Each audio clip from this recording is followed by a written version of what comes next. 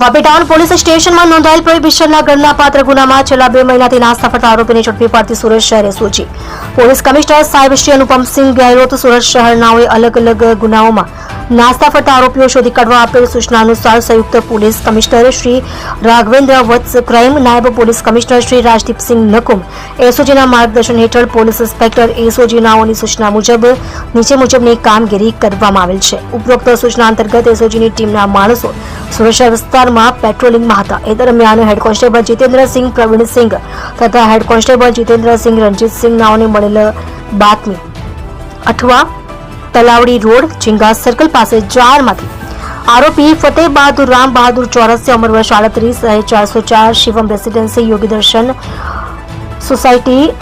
મેઘા plaza પાસે પલસાણા સુરતવાળાને ઝડપી પાડવામાં આવેલ છે। મજકૂર આરોપીની પૂછપરછ કરતા હકીકત જણાવેલ છે કે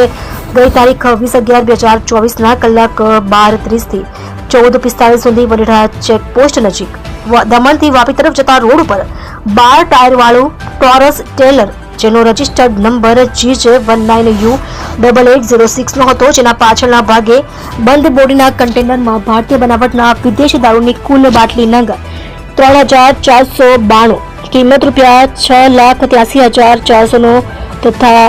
મોબાઈલ ફોન નંગ 2 મળી કુલ કિંમત રૂપિયા 11,85,400 ના મુદ્દામાલ સાથે કન્ટેનર ચાલક મુકેશ તથા ક્લીનર રામકરણ નાઓ સ્થળ ઉપરથી પકડાયેલ ગયેલ, જેમાં પોતે પ્રોહિબિશનનો જથ્થો ભરવા માટે વાહન પૂરું પાડેલ હોવાની હકીકત જણાવેલ। મજકૂર આરોપી વિરુદ્ધ કાયદેસરની કાર્યવાહી કરી તેની આગળની તપાસ અર્થે વાપી ટાઉન પોલીસને સોંપી આપેલ છે।